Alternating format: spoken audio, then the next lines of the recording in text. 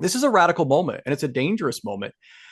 And we need to be prepared to fight against Christian nationalism in every way. But that also means we do have to look at what have we done, Yeah. perhaps inadvertently in our own churches, and what are we still doing today that is discipling people into Christian nationalism? So, I mean, this isn't something that we in the mainline tradition like to talk about, but Donald Trump is a product of mainline Protestant life. Yeah. He's not an evangelical, and he's not a product of the evangelical church. So evangelicals have been, among his most, loyal and rabid supporters. Yeah. But he grew up in the Presbyterian Church USA. He was married in a Reformed Church of America and an Episcopal church. He Yeah. is a product of the mainline church.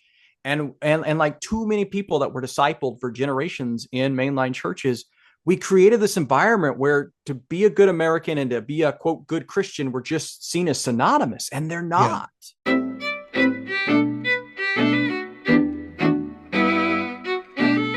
Hi, I'm Frank Schaeffer. This is In Conversation with Frank Schaeffer. My guest is Brian Kaylor. Brian is the author or co-author of 5 books, including Baptizing America, How Mainline Protestants Helped Build Christian Nationalism. And by the way, Brian, I read that book. I just finished it this morning. I have a page full of notes I'm going to go through, and I would really like to talk about that because I'll put it this way. It's unfortunately apropos of the Hmm. moment we're in. I know you wrote the book before Trump's reelection, and it came out, what, a few months ago in Yeah, it 20. came out in June officially.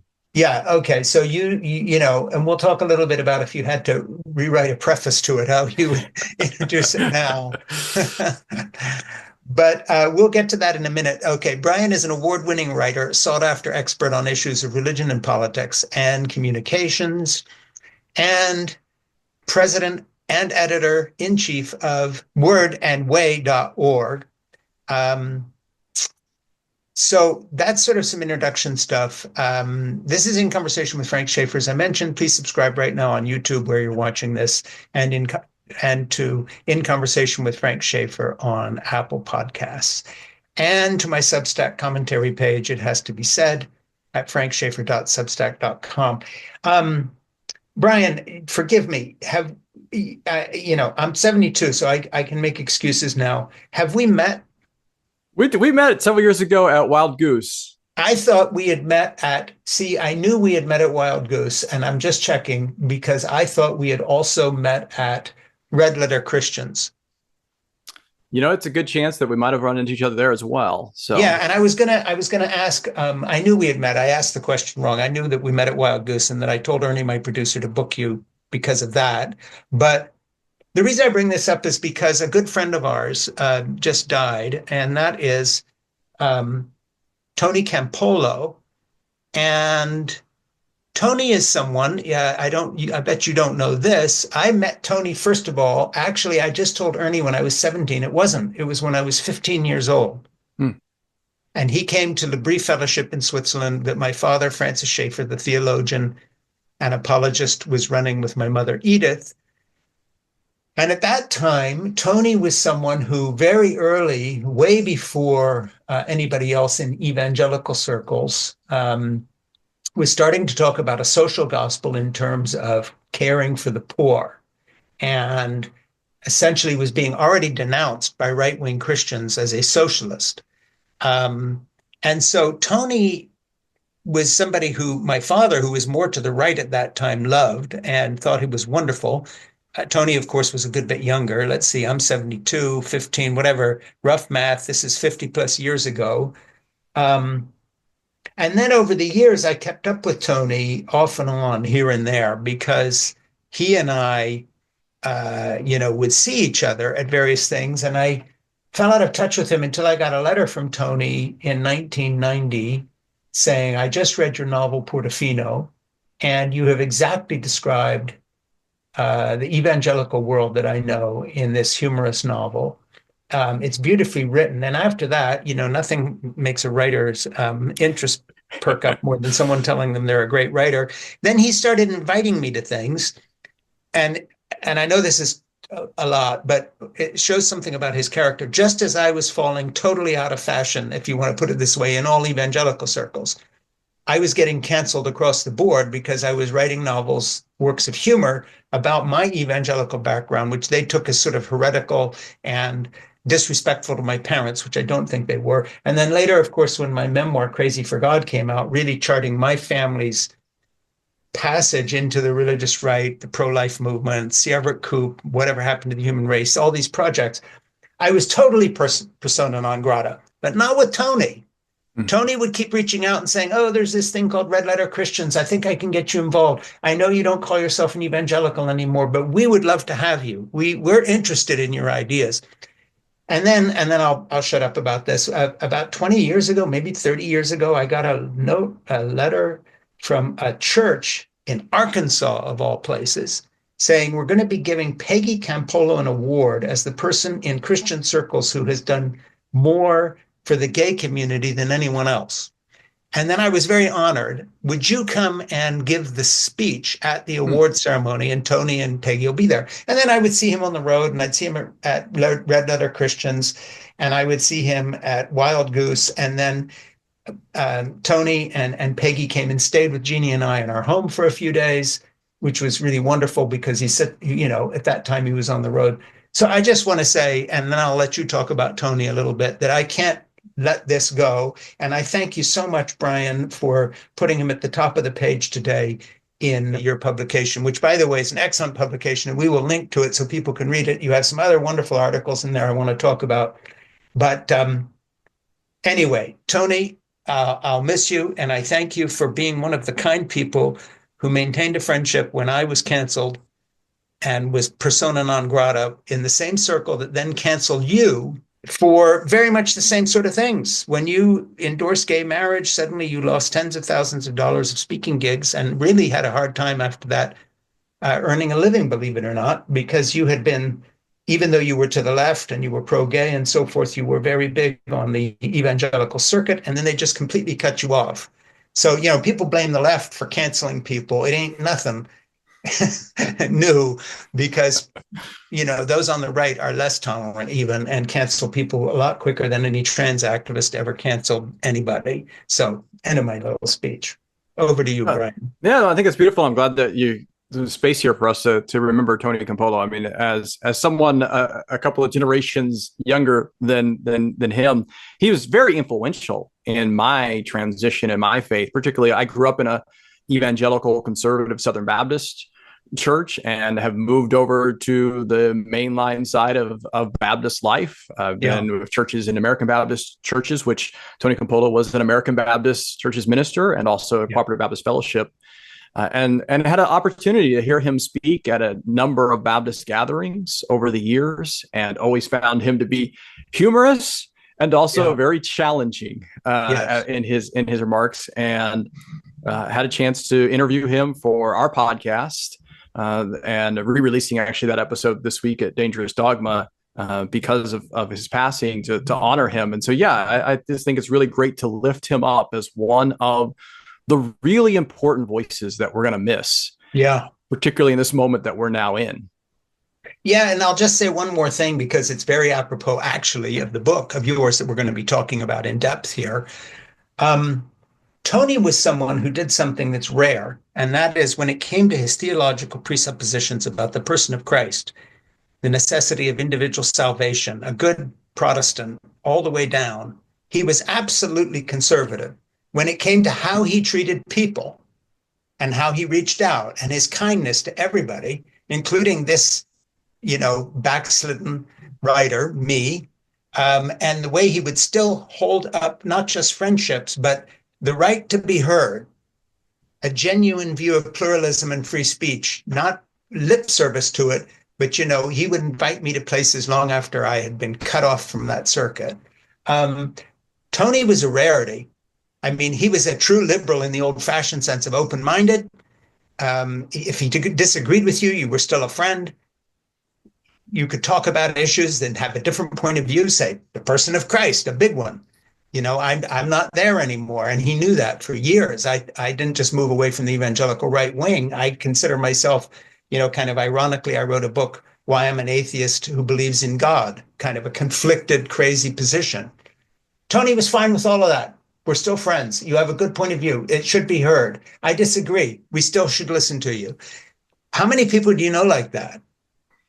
Sadly, I mean, that's a way of being Christian Yeah. and being human that has gone out of favor.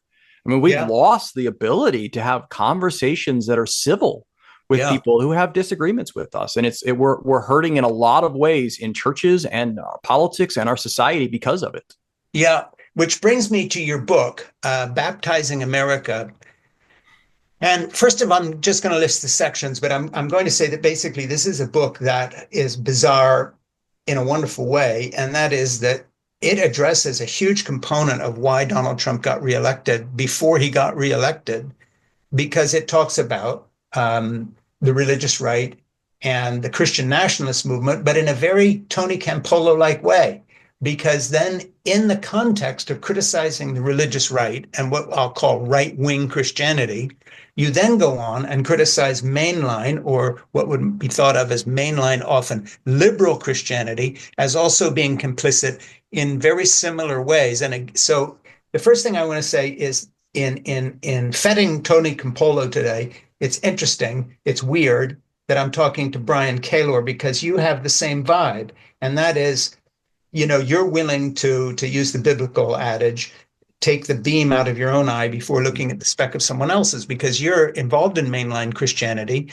And your book is actually, I won't say a devastating critique, but it's in that direction. So, the tone of the book in terms of talking about the religious right, and we'll get into that, you look at your own side of the street and very honestly talk about the failings when it comes to Christian nationalism, racism, these other things, the kind of stuff that goes way back in American history to what became the main line. So let me just say what you got here. Section 1, Christian nationalism in context. Chapter 1, how a firm foundation. Chapter 2, heretical faith, uncivil religion. Section 2. Chapter 4, prayer time, one nation indivisible. Chapter 6, in God we trust. How mainline Protestants brought state to church. 7, seeking a blessing. 8, worshiping America. Chapter 9, banner decision, living in the nation mainline mainline Protestants built. Failed state, failed church moving forward. So I'm going to read something here that I pulled out of the book. I guess this is from page 8. The term Christian nationalism is relatively new in our public discourse, but the idea has a long history. Phrases like civil religion, American exceptionalism, religious nationalism, and others contain elements of what is now labeled as Christian nationalism. The argument in this book uses the lens of Christian nationalism to comprehend and interrogate past events that made the ideology's present in intensity possible. And then again, I just want to say, you then turn around and talk about where mainline, or you might say mainstream up to a few years ago, Christianity is culpable as well. So let's just first get into, I want to jump the gun totally on the book and ask you a question up front. Given that Trump has been reelected and your book is like ripped from the headlines now, if you had a second edition preface to write saying, now this has happened, I'm not saying how would you reconsider what you've got, because I think it's excellent. I wouldn't reconsider anything. But how would you apply it to this crazy moment in the same way that if you had been writing in the 1930s in Germany, warning, here's what will happen given the Lutheran failure to address anti-Semitism, given the mainstream churches, getting into bed with German industrial. I mean, that sort of prophetic vision of that side, and then looking at the right itself. And then obviously, after Hitler comes to power, you would write a different preface. You would say, well, what I was warning you about has actually happened now. So it's kind of, you wrote your book in, let me put it this way. You wrote your book at 400 miles an hour, and now we're going at light speed. Yeah. And like we can barely catch a breath. As we speak here now, my audience and me and my wife and so many other people can barely catch a breath. And yet your book very prophetically points to what happened. Okay, I'm going to stop talking now. You talk, and occasionally I'll interrupt you and read you a piece of your book to just subject. Well, I appreciate that. And I do hope that everyone will go buy the book so that we can do that preface for a second edition to come out from our publisher. But yeah, I mean, as we wrote this, we were obviously concerned about the Christian nationalism that Trump represents and brought in his first administration. And we know that the second administration is going to be worse. I mean, we're already seeing that in the cabinet picks. Yeah. He is picking people who are less qualified Yeah. and are more radical and are more subservient to him as a person than a lot of his more establishment picks that he had 8 years ago. And so that should be very concerning. And it's also, we see those that are pushing Christian nationalism are empowered.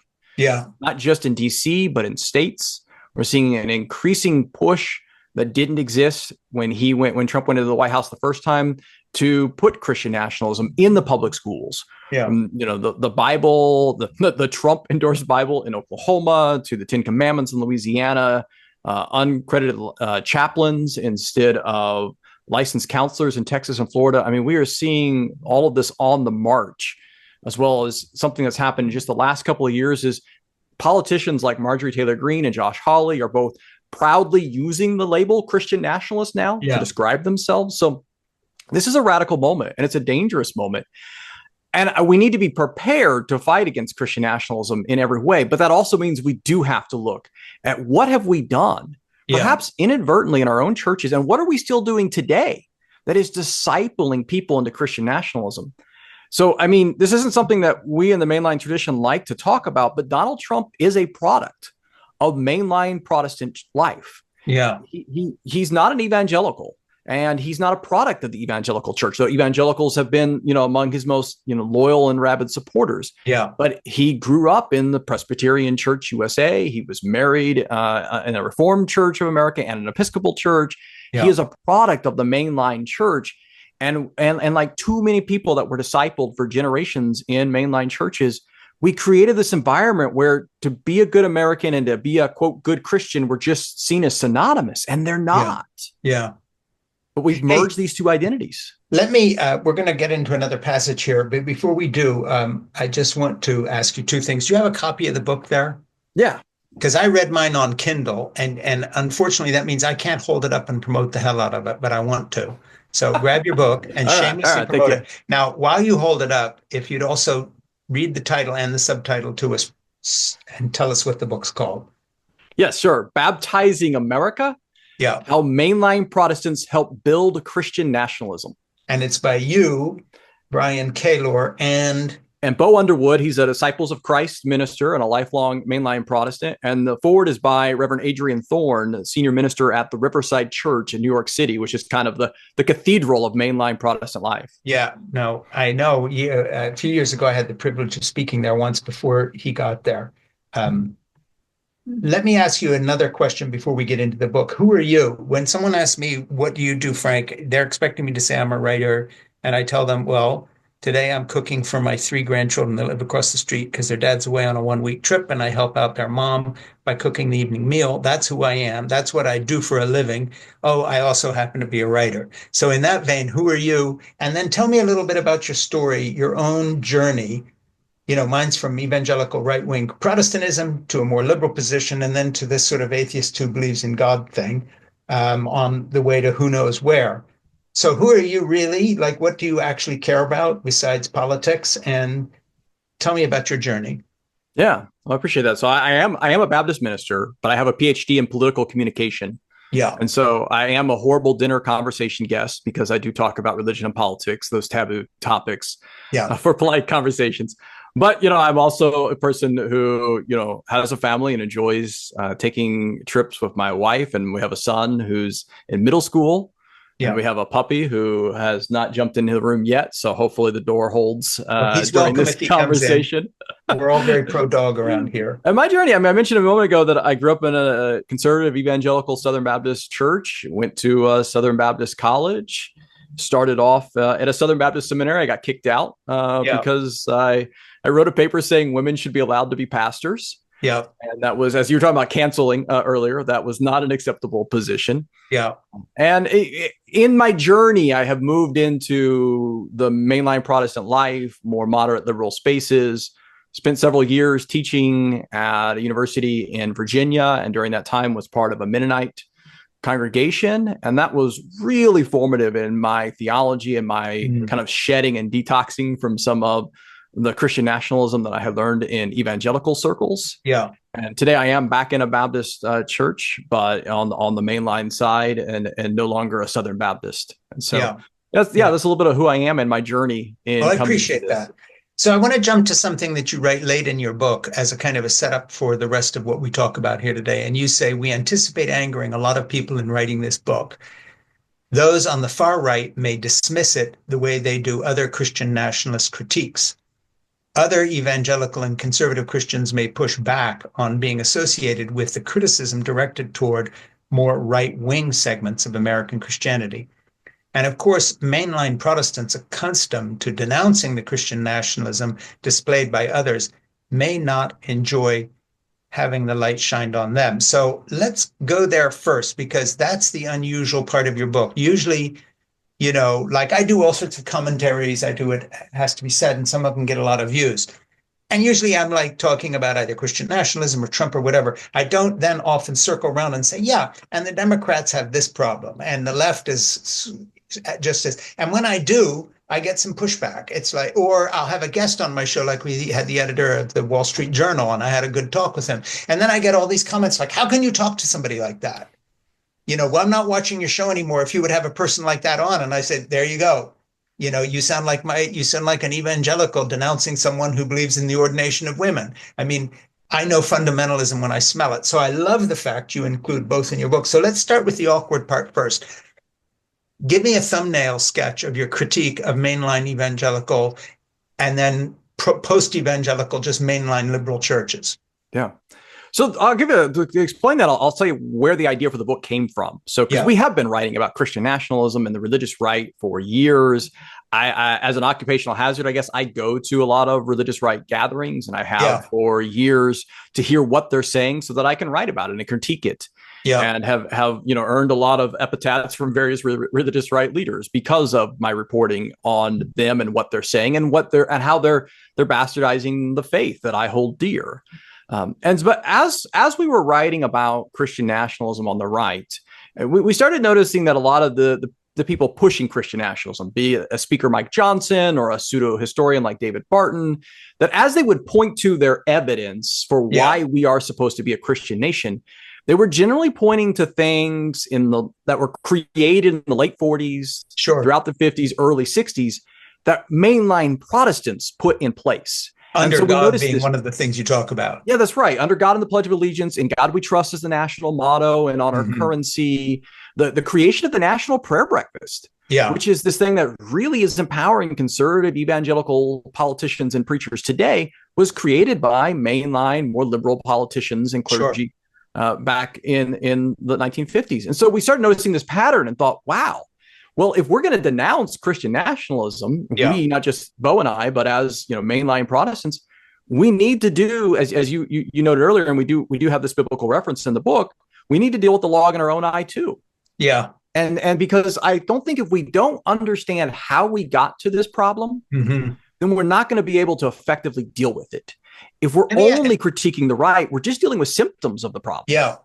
Let me ask you a sort of a footnote question. And sometimes I forget this is a podcast, and so I'm getting off subject here, but I'm just curious because you have such wisdom in this area. How do you see what I'll call the mainline version of Roman Catholicism in America fitting in with this kind of 1950s anti-communist patriotism, in God we trust stuff? I knew Fulton Sheen, who had a TV show and was a big bishop in New York. And those folks were very sort of National Prayer Breakfast-y kind of happy people, very much America, this and that and the other folks. So your book doesn't get much into the Roman Catholic connection, but I'm curious personally how you see that play out. And then, of course, there's the adjunct to that, which is the post-Roe v. Wade, being lost, and it's Roman Catholics on the Supreme Court that did it. And then you have, all these guys at the Heritage Foundation and blah, blah, blah. You know what I'm talking about. How does this all fit together? That's not a rhetorical question. I really don't know. I'm asking you. Yeah, no, it's a great question. So, I mean, in reality, if you grew up in a white Christian church in the United States of any flavor, evangelical, charismatic, mainline Protestant, or Catholic, Christian nationalism was just in the air that you breathe. Sure. It's been so embedded for so many decades in each of the traditions. But the Catholic side has been more of an interesting dance for them, because part of it's an immigrant story, right? Catholics have faced a lot of bigotry coming into the country and have tried to gain acceptance and have tried to find allies. And in the early eras of the years of the Cold War, then a lot of Catholic leaders were working with a lot of mainline Protestant leaders. Yeah, sure. This shared fight against atheistic communism and, lifting up what we're calling Christian nationalism. Yeah. And then now we do see the religious right in the Catholic circles also working together with the religious right in evangelical circles. In fact, politically, we probably work together more than we do in our own denominational spaces, right? So a Catholic conservative is more likely to work with a conservative evangelical than they are with a liberal Catholic. Well, and you see that very much in Project 2025. Project 2025 is being co-written by evangelical Christian activists, the people, some of whom I knew back in the day, and very ardent Roman Catholic right-wing, to the point where they belong to organizations like Opus Dei, semi-secretive right-wing organizations that have their roots in Franco's authoritarian fascist Spain. I mean, for real, you can't make this stuff up. So just talk about that a little bit, and then I want to get back to a quote from your book. Yeah, and so I think what we see is I think that we see a couple things happening there. We see that party ID politics is too often really the religion in our country. Sure. It trumps your denominational affiliation and your religious beliefs and theology. And so much of what's happening today is people following what they hear on their chosen cable news and then bringing that into church instead of the other way around, which is what that cuts left and right. It does. Yes, very much so.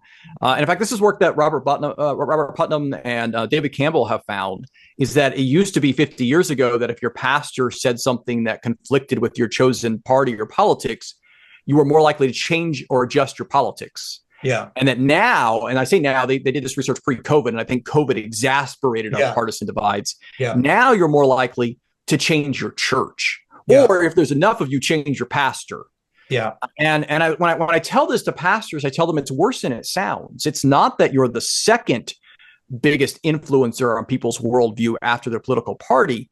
It's that people are only tolerating you as long as you toe the party line. Yeah, and who wrote a whole book about that is my friend Tim Alberta, The Kingdom, the Power, and the Glory. And we interviewed Tim here. Cannot take credit for the fact that his book became a bestseller, but we did our bit. And Tim was an interesting case, very much like you, and that is very critical of the religious right and Christian nationalism, as critical as anyone could be. He wrote a whole book on how pastors were losing their jobs and getting kicked out, and at the same time makes a very passionate conservative evangelical case for Christ and being a Christian. So it's funny, I hadn't thought about this before doing the thing with you, but you and Tim have something in common, and that is you're willing to take a good sharp lens and look at your own people. And so I was interested when I interviewed him, because I came away saying, wow, this is a loyal conservative evangelical making the case against pastors getting fired by other loyal conservative evangelicals who put politics ahead of Christ, which is a perfect segue to a quote I want to read from your book that I think is just brilliantly written. And, if you're going to just take one quote here as the price of admission to Brian's book, and I'm going to get him to hold it up again, you should buy the book because this paragraph's in it. This is one way to put it. It's down on page 194. The myth of America as a Christian nation, with the church as its guardian, has been and continues to be damaging both to the church and to the advancement of God's kingdom. This myth harms the church's primary mission. And here's a brilliant line that I should put on a plaque on my wall. For many in America and around the world, the American flag has smothered the glory of the cross. And I'm going to repeat that. For many in America and around the world, the American flag has smothered the glory of the cross. And I just think that's brilliant. And really, that's your book. And, let's unpack that a little bit. Let's talk about some evidence for that sweeping statement, which I think is completely true. And you have a lot of documentation in the book showing why that's the case. But let's just sort of unpack that sentence, because I think it's a really big deal.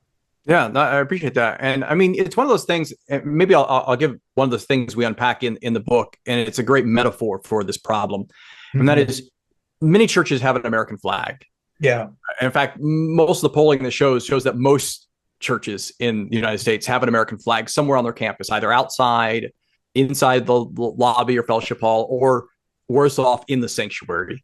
And we find that to be very problematic for a number of Sure. reasons. Theologically, it's problematic to have Sure. the stamp as if God loves one nation and one nation's people more than any other. But this has also been one of those kind of ways of quietly discipling people into Christian nationalism. Yeah. Yeah. But what's worse is when we actually also put up the Christian flag, because most churches follow the US flag code, meaning Yeah. they'll put the American flag on top and the Christian flag second. Or if it's in the sanctuary, they'll put the American flag to the right of the speaker or the preacher, Yeah. and the Christian flag to the left. Yeah. Meaning what we're saying is that it's America first Yeah. and Christianity second. Yeah. And Winston Churchill said that we shape our buildings and then our buildings shape us. Yeah. Absolutely. And that's exactly what we're doing there. And another way of putting it is Jesus told us that you cannot serve two lords. You cannot serve two masters. Yeah. And we're already doing that in our churches. Too often we're saying, yes, this is our first master. And it's the one that's smothering out the other one. Because, I mean, I'm thankful to live in the United States. We have a lot of freedoms. I have a lot of freedoms as a minister that I wouldn't have in some other nations. Mm-hmm. But at the same time, get us back to Tony Campolo. One of the times I heard him preach, I've written about this before, is that he made the comment about no matter where you live, it's your temptation to see your country as the great kingdom of God. Yeah. But you have to remember that wherever you live, it is your Babylon. And then he added with his kind of characteristic humor, I might think that I live in the greatest Babylon on the face of the planet, but it's still Babylon. Yeah. And that's what we've lost with Christian nationalism. Yeah, exactly. Actually, a good segue to another little quote from early in your book. As attention to Christian nationalism rises, the concept ironically becomes more ambiguous. Different people employ the term in various ways that cause one to consider whether they are all talking about the same thing. This is especially problematic as some right-wing politicians and preachers now embrace the label while also trying to give it a positive spin. Definitions are important here because effectively grasping and responding to the problem requires some precision in understanding what Christian nationalism is and is not. So let's go there a little bit here about what Christian nationalism is and is not. How do you define it in your book? And I read it, so I know, but I'm asking. Yeah, we do pull on some of the great scholarship by sociologists like Andrew Whitehead and Samuel Perry, but I'll give you even the simplest way that I like to present it is that Christian nationalism is the fusing and confusing of American and Christian identities, this fusing and confusing of American and Christian identities. Yeah. This is where we start to suggest that to be a good American, one has to be a good Christian. Yeah. And that's not just Christian, it's a certain slice of Christian. Yeah. Right? And so, there's a lot of Christian clergy and ministers today that would not count as a good Christian by those that are pushing Christian nationalism if, Speaker Johnson gets his way. And so that's a really dangerous way of defining American identity. It's also a dangerous way of defining our Christian identity. I mean, we unpack this in ways in the book, like adding under God in the Pledge of Allegiance as a way of marking some people as not fully American. Yeah. Not really citizens if they don't believe in God. Yeah. And that's a problem for a democracy. I also think it's a theological problem. It's in both spheres. You have something in your book that reminded me of a good book that I'm reading right now by Tom Holland. Actually, I've read it called Dominion, and he's a scholar of Roman history, perhaps the preeminent writer on Roman history right now, who's both an academic but popularizes the material, how the Christian Revolution remade the world. And in Dominion, he makes the case that actually we're less in a culture war between opposite sides. We're more in a civil war between two interpretations of Christianity, including the kind of secular humanist view that says that the rights of man come from outer space, maybe, or the United Nations or the French Revolution. And Tom points out that, look, without Christianity and Protestantism in particular, and Luther's kind of here I stand, I can do no other based on individual conscience, that opens the door to the idea that, you can you can follow your conscience and not necessarily the dictates of the church. Anyway, it brings me to a passage and he makes a comparison, very much like you do, between kind of the Roman era and the cruelties of the Roman era, and then what gradually happened with Christianity. And then you got this quote in your book, and you say, this is exactly what Christian nationalism expects of us. It transforms the nation into a sacred object that warrants unquestioned devotion. And of course, we've seen that before, because that was the basis upon which the Roman Empire persecuted Christians and regarded Christians and Jews as atheists, because they did not sufficiently, sacrifice to the emperor and so forth and so on in the temples. So what I wanted to check with you is whether your idea of Christian nationalism fits with this.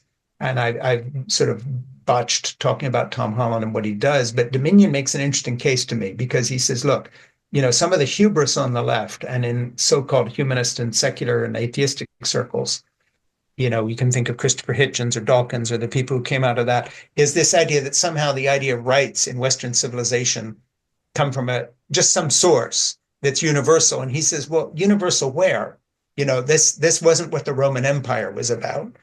So I want to say something to you, and that is, it seemed to me that the way you defined Christian nationalism was exactly the way the Roman, the Caesars defended themselves against the idea that they had somehow destroyed their version of democracy with the Senate and stuff in those days. I feel when I look at Donald Trump, I see a Roman emperor, not a good one either. And when you see his appointments and so forth, which are all people who pay lip service to him, sort of kiss his butt. I mean, I'm not talking about the Roman Empire in terms of we're in decline like the Roman Empire. You usually hear that. I mean something very different. And that is, our idea of nationalism and patriotism has now taken a step even beyond what you wrote about. And it has to do with that brilliant line of yours where the flag suffocates the cross. Because we're now at the point where Trump is no longer asking for people to be loyal to a Christian nationalist idea. He's asking for personal loyalty, and woe betide you if you're not. I know I've talked a big, crazy thing here, and there's too much here, but I want you to unpack what makes sense from what I said and tell me where I went wrong on the rest of it. Yeah, and this might tie back to your question you asked me earlier that I didn't say this on if we were to write a preface to a new edition, and maybe that's where we would go, because one of the things I've written a lot about this year at Word and Way is about this deification, this borrowing, the stealing, this co-opting of Christian symbols and language to describe Trump an individual, comparing him to Jesus, talking about God choosing him. Particularly the messianic rhetoric took off after the assassination attempt in July. And so that's a really dangerous space. I mean, this is part of what fueled the insurrection 4 years ago, was this idea that some prophets had claimed that he was going to win. And so then when it didn't happen, then, Satan is stealing the election. So we've got to go show up and do God's will by force. Yeah. And when you add that idea of this is God's will and this messianicness of the leader, you're way beyond any idea of following small d democratic norms. Yeah. And to very dangerous authoritarian spaces like we've seen in the Roman Empire and in so many empires that have come and gone since. Yeah, and I would just say one proof of the truth of what you're saying is this sort of impossibility. Let's just say the evangelical Protestant charismatic prophet is correct, and God has raised up Trump, even though he's this sinner who pays off wars and the rest. Let's just say everything about Trump that's not nice is fake news. It's all liberals trying to cancel him. How does that explain the fact that the people he's nominating for his cabinet all seem to have one thing in common? Somewhere in their own past, long before the fake news was after Trump, this is documented before he was even a twinkle in the political eye, rapists, molesters, people hitting up on women, a track record of arrest or investigation by police for crimes against women. I mean, if you were going to be facetious smartass here, I'd write a tweet, something to the effect of, can anybody who's not a rapist or accused of molesting a woman be in this cabinet?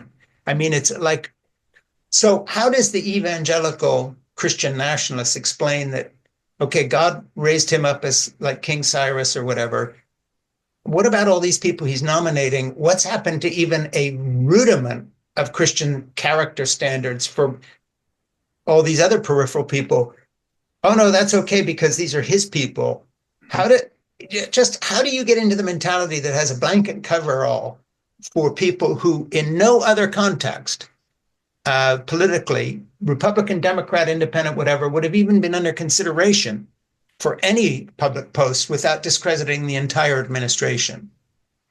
I mean, it is stunning. And even after 8 years of watching the hypocrisy of the religious right and those that, taught me when I was growing up, as a teen in the Bill Clinton, presidency, that character matters.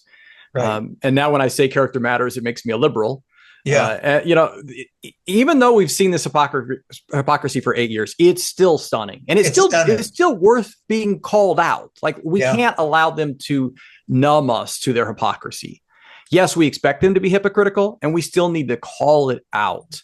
Yeah, that they no longer believe that character matters, and in fact, that as long as you're on the right team, that's the only thing that matters. So mostly they ignore it. I mean, mostly they pretend like it doesn't happen. I mean, Matt Gaetz, who right before we jumped on has withdrawn. I know, we just heard he's dropped off, but Matt Gaetz is a Southern Baptist, like Speaker Mike Johnson. Yeah. Right? And yet the Southern Baptist Convention has been absolutely silent about the allegations against him that have been going on for 3.5 years. Yeah. They keep putting out pieces about how he's a Southern Baptist every time there's a new Congress, and they never cover the dark side. And Speaker Mike Johnson is basically taking the Southern Baptist approach to covering up clergy sexual abuse to trying to cover up Matt Gaetz's which another guest of mine, Krista Brown, wrote about in her book Baptist Night, where she unpacks the fact that what you do with a Southern Baptist preacher who rapes a young girl in his office and or molests somebody else's wife, or has sex with his secretary, or forces himself upon someone or molests someone, is, first of all, you blame the woman. Then you tell her that her true spiritual call is to save the church and shut the hell up, and or you move him to another church. But you never face this. So it's a page right out of the Roman Catholic playbook, which has gotten a lot more trouble. But the Southern Baptists have been disgusting on this front. And then here we are in our national politics, that Southern Baptist leaders are covering for people who have been accused of rape or sex with a minor, and somehow passing them forward too. Let's just go there for a minute, because it really seems to me to be such a denial, if I can just put it this way, of the way I was raised. Talk about everything that my evangelical fundamentalist parents tried to pass on to me as a child and a son and a male. It did not include molesting and raping people and somehow getting away with it based on the fact that either your church was more important or whatever. What happened to Southern Baptists? I mean, what's wrong with these people? Well, I mean, that's a great question. I mean, I think there's a couple of things. One, of course, power corrupts. And we see this trajectory when the Southern Baptist Convention becomes the nation's largest Protestant denomination. They abandon the historic Baptist belief in church-state separation. Yeah. To the point that so few now actually believe it. I still believe it. As a Baptist minister, I still believe in church-state separation. But Randall Balmer has asked, where have all the Baptists gone, right? Because this was our issue. But then once they had the power, they thought, well, maybe instead of separating, maybe we should run this thing. Yeah. But I also think it's baked into the DNA in some ways as well. I mean, they haven't reckoned with their own history of enslavement. They still have honors to enslavers on the campus of Southern Baptist Theological Seminary, the flagship institution, that haven't paid reparations. And at the point that you still honor as great theologians, people who were enslavers and who justified a system that included not just bondage, but the rape and torture and lynching of individuals made in the image of God. If you still honor those individuals as great theologians, then no wonder they can't deal with another sexual abuse crisis today. Yeah, I'm going to ask you to hold your book up again. Let's just re-promote this as I reintroduce you. Tell us the title again. I'm sorry, I read mine on Kindle, but that's all right. Baptizing America: How Mainline Protestants Help Build Christian Nationalism. Yeah, and people really need to read this, because it's an incredible critique of Christian nationalism as understood from the right, but then has this very uncomfortable part not just a part, but a big chunk of the book, explaining how that groundwork was laid coming out of the anti-communism of the 1950s and after World War II and so on. I mean, it's really important reading. So this is In Conversation with Frank Schaeffer. My guest is Brian Kaylor. Brian's the author of many books, including Baptizing America, How Mainline Protestants Helped Build Christian Nationalism. And Brian's an award-winning writer and sought-after expert on issues of religion, politics, and communication. He's editor-in-chief of Word and Way, which can be found at wordandway.org, which we will reference and link to wherever this podcast goes and wherever the video goes. And I would just say, on a personal note, In Conversation with Frank Schaeffer is a podcast that goes out on YouTube and in many other places. And please, if you're watching this on YouTube, would you like it and subscribe? It doesn't cost a dime, but it helps us. And then also please subscribe to my Substack channel. It has to be said at frankschaeffer.com. And we would like to pause here for a second and ask if it would be okay with you if we added your book to our book club and bring you back to talk about that a little more and promote it then or some other time. So that'd be great. Yeah, we'd love to do that. Let me move on here and just talk about something here in terms of practicalities of where Christian nationalism is going. The year 2018, this is from your book, was when Christian nationalistic effort known as, quote, Project Blitz launched, even receiving an approving tweet the next year from President Donald Trump.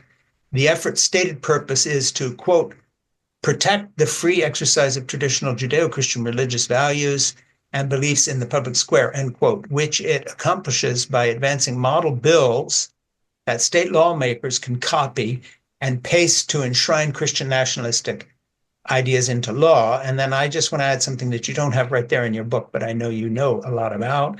And that is, of course, in a neutral context, you would expect that sort of favoritism towards a Christian nationalist interpretation of Christian civil liberty to run into legal challenges. And now, with the Supreme Court loaded with people who have placed, quote, religious liberty for right-wing Christians, I may add, or right-wing Roman Catholics ahead of all other liberties somehow, you know, real animal farm where all animals are equal, some are more equal than others. That's where we're at. Yeah. So comment on both Project Blitz. Please tell us about that. And also comment on what I just said in terms of the environment, again, being a loaded federal judiciary, a 50-year project of the Heritage Foundation and other right-wing activists to make this happen. Now, here we are.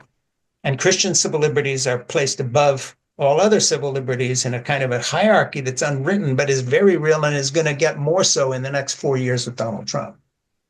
Yeah, I'm glad you highlighted that section, because one thing that's really important as people are listening or watching, I hope that they're thinking, okay, but how can I get involved in pushing back against Christian nationalism? Yeah.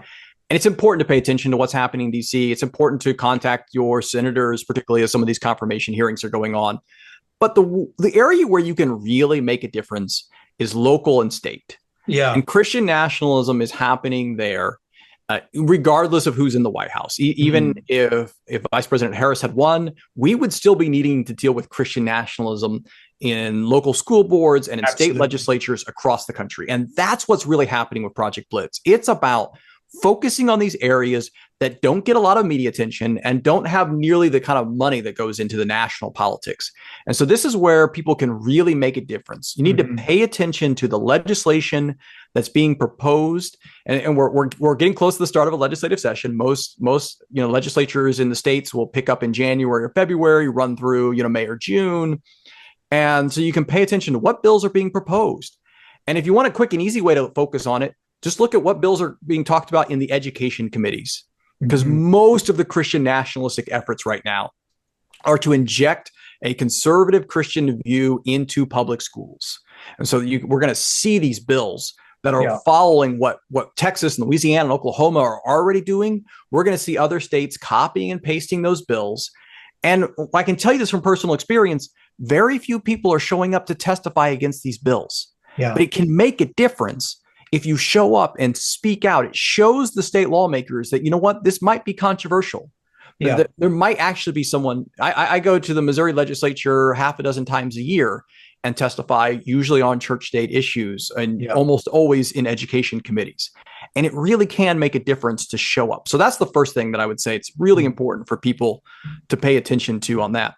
And you're right, though. We also have this serious problem in the courts where they are reinterpreting what it means. And honestly, it's so bad because they're not even being honest. Yeah. I mean, the best example of this is the Kennedy v. Bremerton case. This was the case of the football coach that was praying at the end of football games and inviting his students to come and join him. And in the ruling by, I think it was Justice Gorsuch wrote the majority ruling, he describes it as a silent private prayer. Yeah. Which is just a bold-faced lie. In fact, Justice Sotomayor, who wrote the dissent, went to the very unusual extent of actually putting photographs in her dissent, which you don't see in Supreme Court rulings, photographs showing a crowd of students around him as he's praying out loud, sometimes even with a microphone or a bullhorn, so they can hear his prayer. Sure. So it's not just that they're saying we want to favor conservative Christianity in coercive situations. I mean, because there's few things more coercive than trying to make sure you please your coach. And if coach says, hey, gather around, we're going to pray, kid who wants to have more playing time is going to feel compelled to gather around. And by the way, as a child who watched my mother get people off a beach on holiday in Italy who would tell them a little bit something about her and said, oh, well, let's pray about that. She used it as an evangelism method. I grew up figuring, one of the ways you, quote, reach people for Christ and convert them is by, let me pray with you. And basically her prayers were little theological sermons on why they needed Jesus. I've been there, done that. This is the oldest trick in the book. It is. And sometimes he would actually give a sermon and not even couch it as a sermon and a prayer. Like he would look at them and speak and then bow his head and continue the sermon. Right. And so then not only are they defending these coercive situations, we're rolling back the clock on the protections of religious liberty that students used to have, but they're also just lying about it. Yeah. And that's the most stunning and shocking thing that's happening from our Supreme Court right now. And so, I mean, and it's only going to get worse because we're going to probably get some more justices on the high court and definitely on other federal courts during this next Trump administration. And so we're going to have to continue to speak out, but also recognize that we're going to lose a lot of the necessary fights in the courts. Yeah, and the word lying is a strong one, but the amazing thing is to me that we have sort of become so propagandized in terms of the right wing that, again, it's one of these things that, I thought Christianity was about truth-telling. Nope, apparently our cause is so great that lying on behalf of it, say about who Donald Trump really is, lying to ourselves or to others, covering up what a Matt Gaetz is like or what a, Taylor Greene is like or who these people are who, it looks like they raped someone somewhere or they molested somebody or whatever. And then, okay, it's all fake news. There's a blanket cover for all of that. I guess lying is now part of the evangelical package. Now, it really has become an ends justifies the means theology, which means you can justify anything. Yeah. I want to get to a passage in your book that you have, I think, near the conclusion of your book. Is it where? Yeah, page 182 must be pretty near the end. And it's a good thing to pause and just think about the big issues here. And I love this paragraph. I'm going to read it. In the Sermon on the Mount, Jesus warned his followers against judgments unless they were willing to be held to the same standards they employ. He called out those pointing to faults in others when they themselves suffered even more severely from the same imperfections. Why do you seek the speck in your neighbor's eye but not notice the log in your own eye? Or how can you say to your neighbor, let me take the speck out of your eye while the log is in your own eye? You hypocrite, first take the log out of your own eye, and then you will see clearly to take the speck out of your neighbor's eye. And then you say it's time to apply Jesus's logic to Christian nationalism. And a little later you say, here is a chance to lead by modeling a basic posture of the Christian faith, repentance.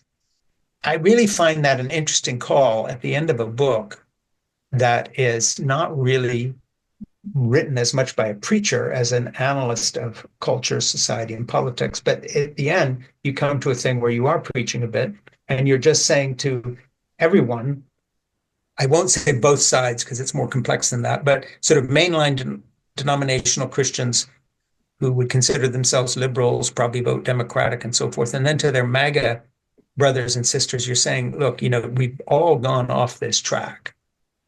And let's start looking hard at where we are personally and as a culture, and resurrect this very old and unfashionable word, very unfashionable in all circles, and that is repent.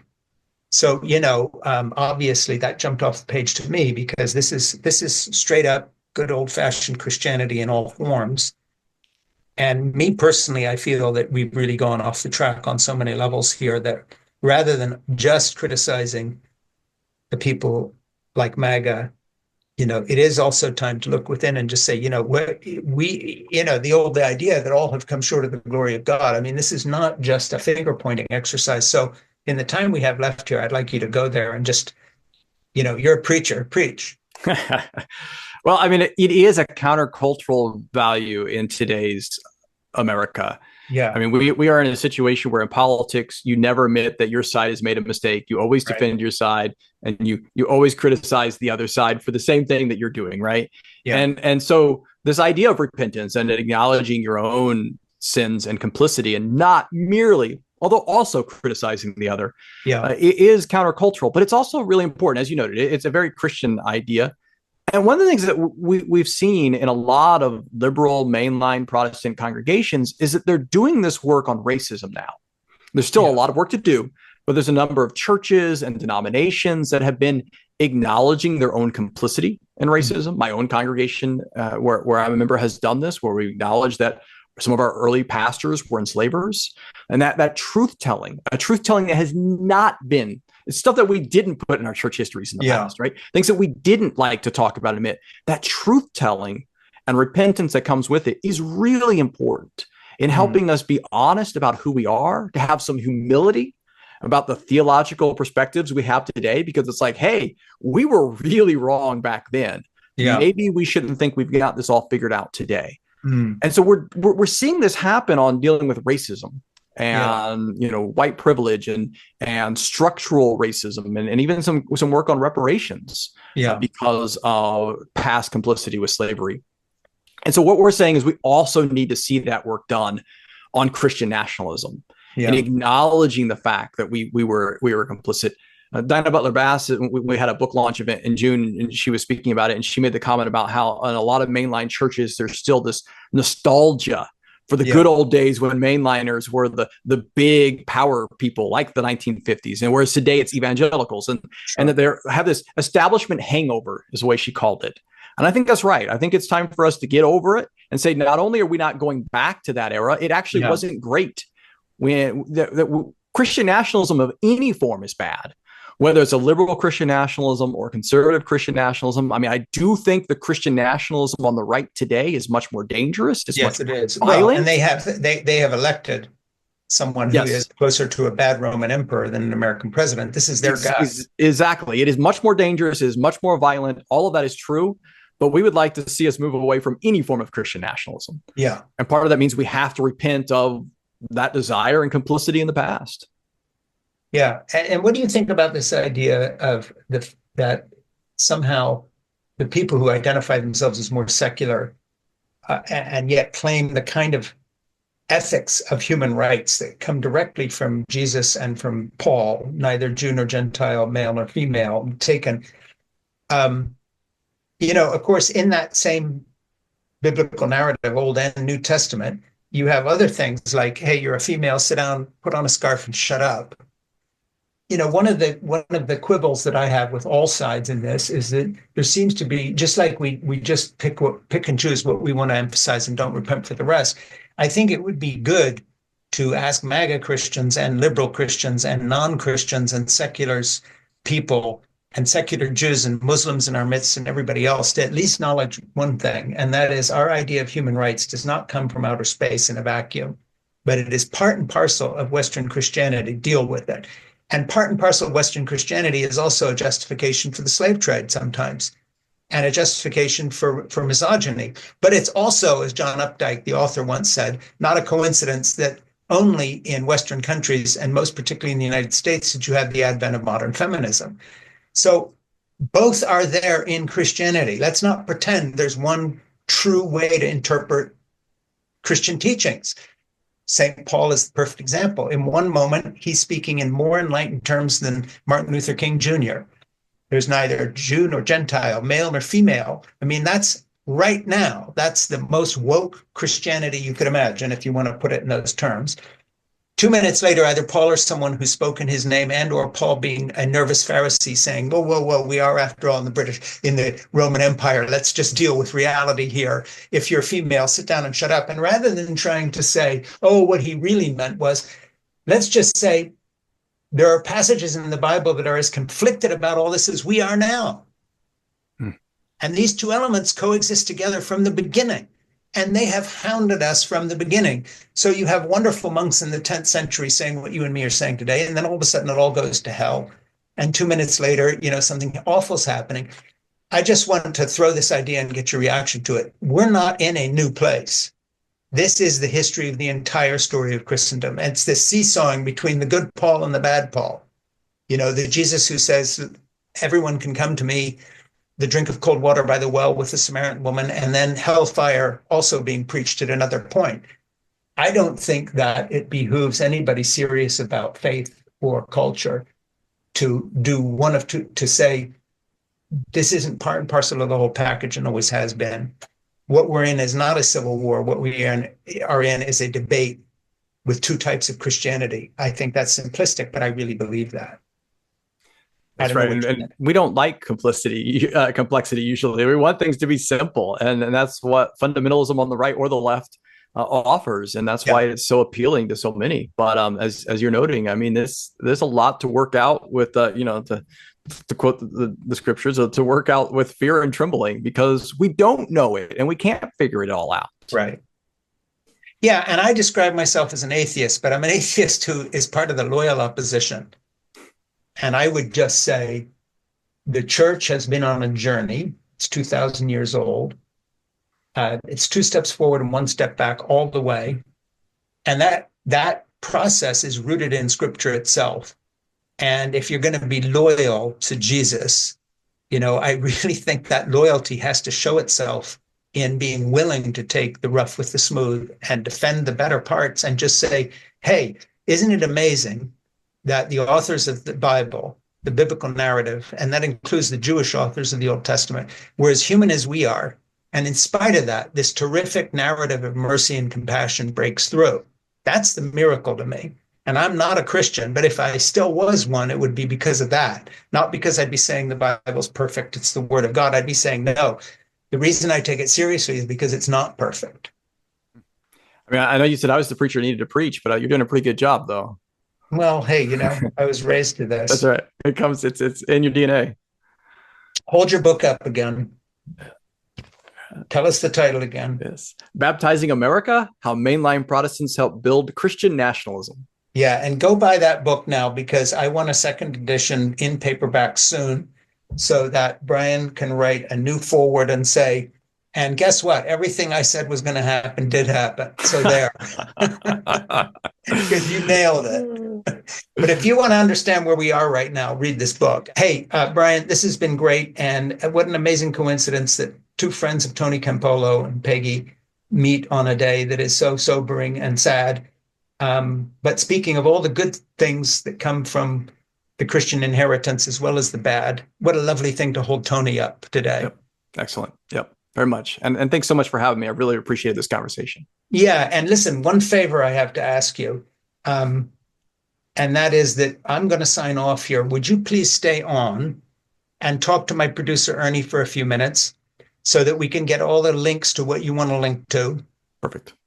And then secondly, and most importantly, would you please talk to Ernie? And if you can think of someone we ought to interview that we may not know about. Will do.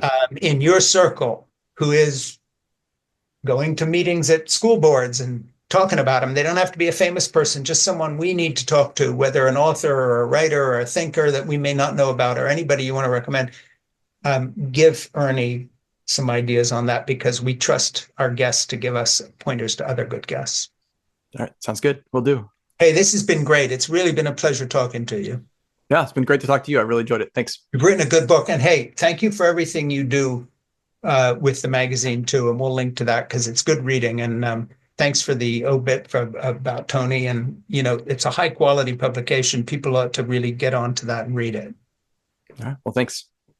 Ciao. Thank you.